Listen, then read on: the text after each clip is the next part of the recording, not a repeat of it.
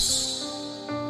Maraming salamat po sa buhay at lakas na aming taglay, sa liwanag ng kaisipan at sa pagkakataong maipagpatuloy ang pag-aaral ng mga kabataan. Gabayan po ang bawat isa sa amin. Anuman ang bahagi na aming gagampanan, naway maging maayos at matagumpay ang pagtuturo at pag-aaral na aming gagawin sa araw na ito. Patawarin mo po kami sa aming mga pagkulang at pagkakasala. At sa aming paggawa, ikaw po ang aming makasama. Amen.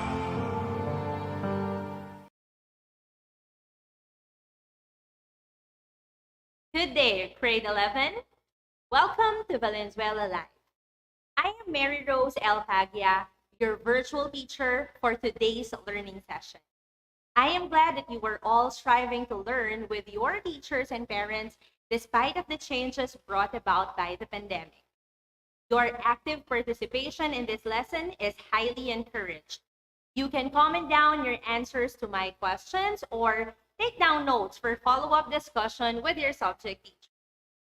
This morning, stay tuned as I take you into a meaningful discussion in reading and writing.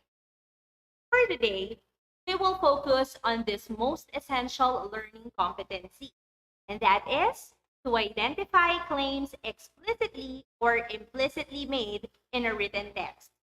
Specifically, class, we will be discussing about the different types of claims. Before we begin our lesson, let us start with a short activity. I want you to arrange the jumbled letters to get what is being defined in the following sentences. You will be given 10 seconds to answer and just comment down your answer for the following statement. Number 1. It refers to judgment or belief formed about something that may not necessarily be based on fact or knowledge. Again, it refers to judgment or belief formed about something that may not necessarily be based on fact or knowledge. Arrange the jumbled letters. 10 seconds starts now.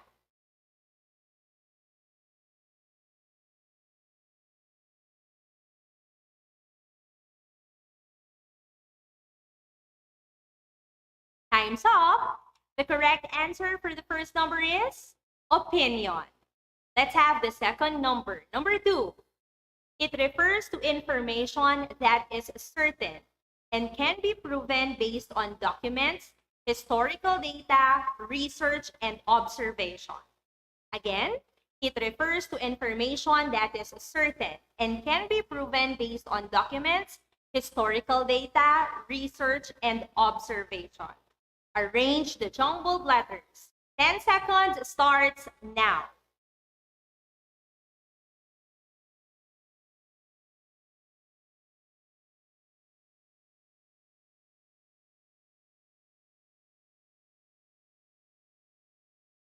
Time's up. The correct answer for number 2 is a fact. Very good. Next, let's go to the third number. Number 3. It is the stand of the writer on certain issues which is complemented by evidence. Again, for the third number, it is the stand of the writer on certain issues which is complemented by evidence. Arrange the jumbled letters. 10 seconds starts now.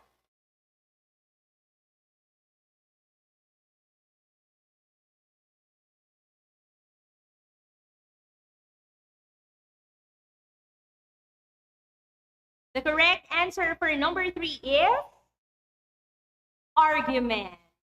Very good. Let's now go to the fourth number, number 4. It refers to an emotional state wherein the intended reader is moved to agree with a belief or position through argument, appeal, or course of action.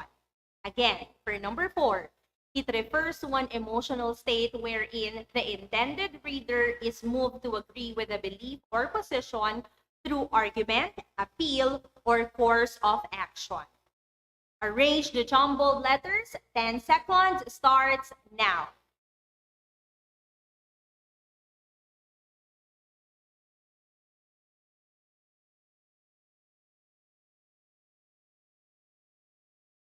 Time's up. The correct answer for number 4 is persuasion. Okay.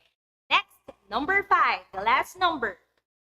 It refers to details, facts, reasons, statistics, expert research, and personal experience that directly relate to and support a debatable claim.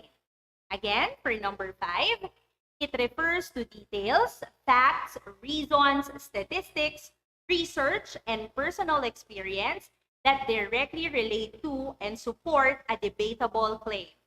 Arrange the jumbled letters. 10 seconds starts now.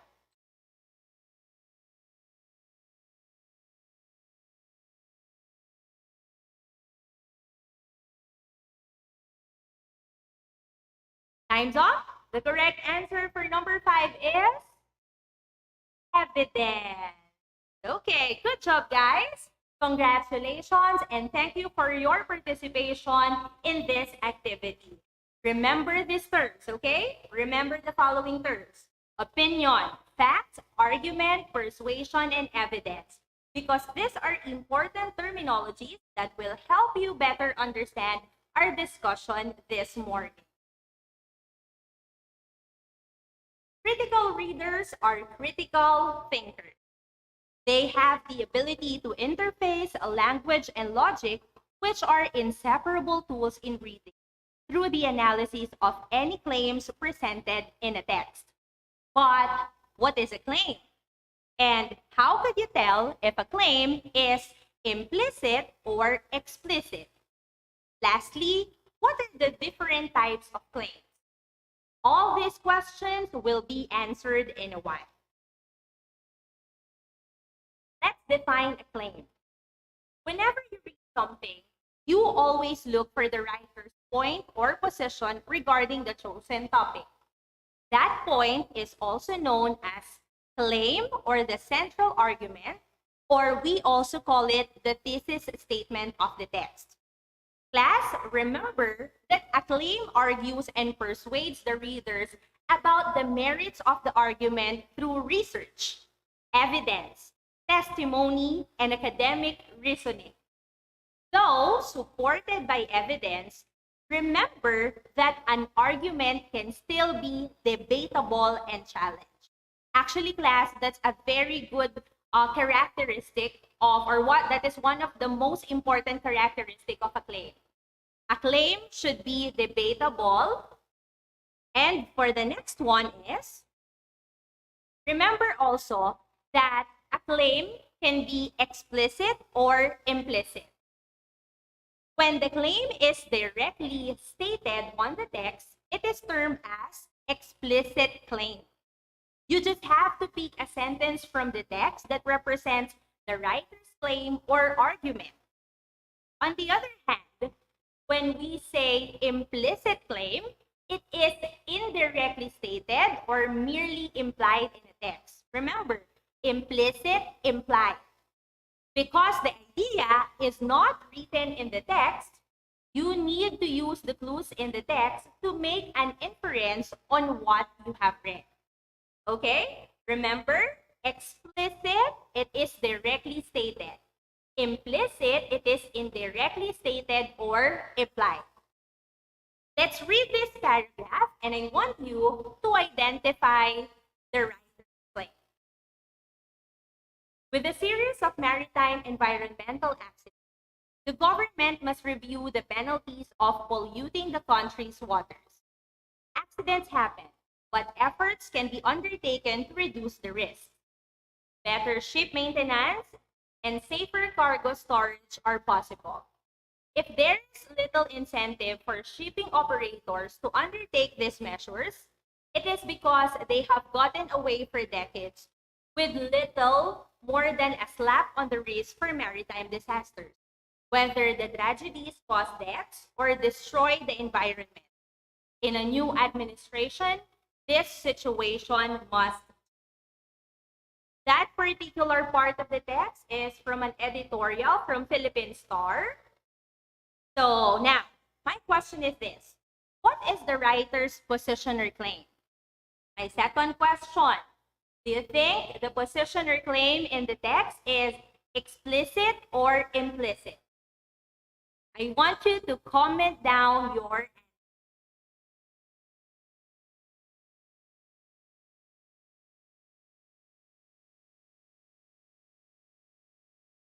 I am reading your answers, and I am so happy that there are people who got the correct answer. And there are people who also tried.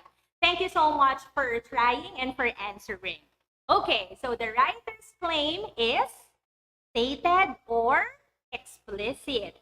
And it is found in the first sentence of the paragraph. Let's read it. With a series of maritime environmental accidents, the government must review the penalties of polluting the country's waters. That is the claim or the argument or the point of the writer in the text. The sentences that follow are supporting details which provide reason for recommendation. And that is, operators fail to follow strict rules in terms of better ship maintenance and safer cargo storage since they have not been reprimanded for maritime disasters. If they were given sanctions, those must been very little to nothing. You guys understand implicit claim and explicit claim? Very good. Let's now go to the next part of the lesson. Aside from identifying the claim of the text, it is also important to know its types. There are three types of claims. We have the claim of facts, the claim of value, and the claim of policy. Let's have the first one. The first one is a claim of fact. Remember, people, that a claim of fact is an argument that is verifiable through evidence. It states a quantifiable assertion or a measurable topic. Assertions are made based on data, documents, scientific observation results, and research. Note also that a claim of fact is not a fact. It only asserts a stand regarding a debatable topic. And please remember the following in writing the claims of fact. Number one, claims of fact risk the problem that the factual map is constantly being drawn. Second, claims of fact are often qualified by such terms as generally, probably, or as a rule. Third, claims of fact usually include sufficient and appropriate data to be valid. Next, claims of fact must rely upon reliable authorities. Grade 11, I am expecting that now, as of now, you need to be aware on how to get information that are valid and credible. That's very important. And last one, claims of fact must recognize the difference between facts and inferences. And when defending claims of fact, make sure that first, they are clearly stated. Second, terms that are controversial or ambiguous are defined. Third, evidence is organized, sufficient, accurate, recent, typical, and reliable. Lastly, make sure that conclusions and inferences are clear. Let's go to the next type of claim. The next type of claim is the claim of policy. This type of policy makes an assertion about a course of action the reader should take. In other words, claim of policy is an argument about an actionable topic. Claims of policy require proposal of clear and measurable actions or steps, justification of the proposed action, and support the cause and effect relationship established. You have to remember the following in writing the claims of policy. First, claims of policy argue that certain conditions should exist. Second, claims of policy advocate adoption of policies or courses of action because problems have arisen that calls for solutions. And third, claims of policy usually begin with should, ought to, or must. And whenever you are defending a claim of policy, you must first make your proposal clear. Second, terms should be precisely defined. Also, establish that there is a need for change. You should also consider the opposing arguments and devote the major part of your proposal as an answer to the opposing argument. Lastly, your proposal must have a solid data, but moral and common sense reasons must not be neglected, for they make your proposal more persuasive. The last type of claim is the claim of value. It refers to a qualifiable assertion about a moral, aesthetic, or philosophical value of a topic. Meaning to say, it involves appraisal, evaluation, or judgment. However, note that it is not merely a statement of subjective judgment. A claim of value is also assessed based on accurate information. Remember the following points about claims of value. Okay, the first one, claims of value make a judgment. Second, it could also express approval or disapproval. Claims of value also attempt to prove that action, belief, or condition is right or wrong, good or bad, or etc. And claims of value sometimes simply express taste, preference, and principles. And please do also remember that many claims of value, however, can be defended or attacked on the basis of standards. So you have to arrive at reasonable standards that we will accept. All right? And when defending the claims of value, make clear that the value or principles you are defending should have priority on a scale of values over competing values or principles others defend. Also, suggest that there is an adherence to the values you are defending.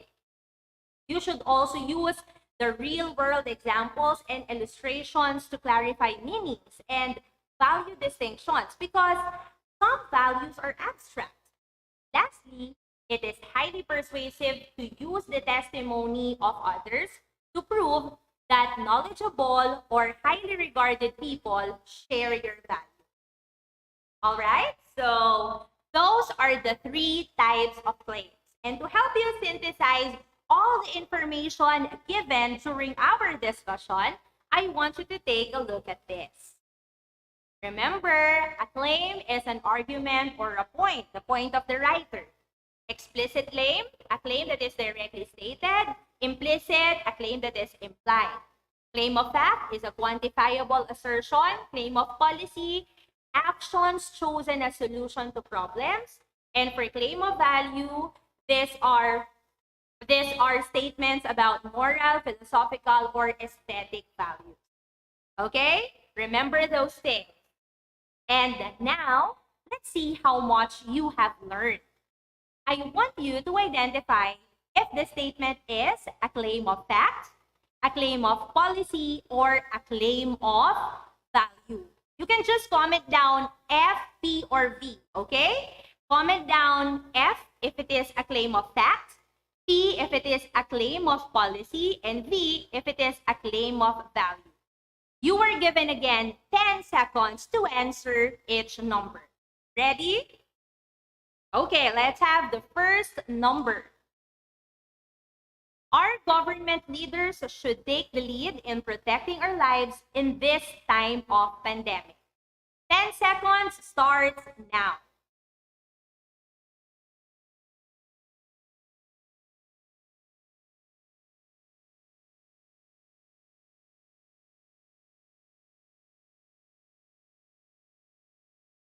Okay, the correct answer for the first number is C. It is a claim of policy. Number 2. It is unethical to submit a plagiarized research paper just to comply with the deadline of the submission. Timer starts now.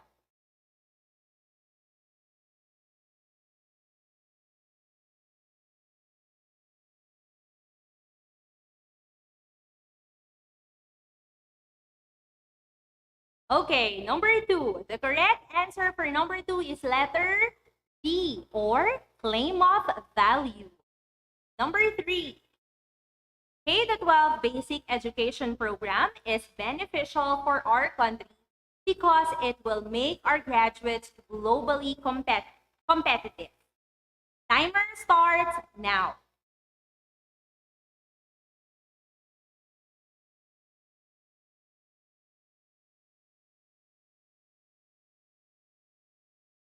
Time's up. The correct answer for number 3 is F, or claim of fact. Number 4. Graft and corruption in the Philippines is difficult to eradicate because of the long ingrained value system of padrino and utang na loob, which are positive values yet often abused. Timer starts now.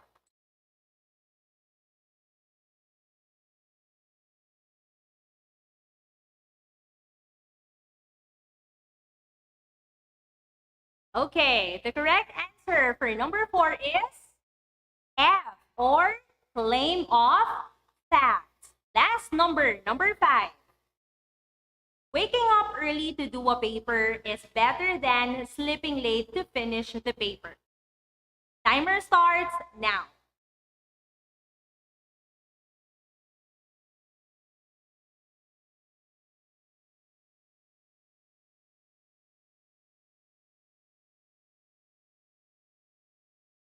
The correct answer for number 5 is B, or claim of value. Count the number of correct answers that you got in this activity. Now, what is your score? Wow! Congratulations, class! If you still have questions regarding this topic, your subject teacher will answer them in your follow-up discussion the next day. And for additional activities, in order to practice what you have learned today, your teacher will guide you in answering the activities in your learning packet. And that ends our learning journey for today.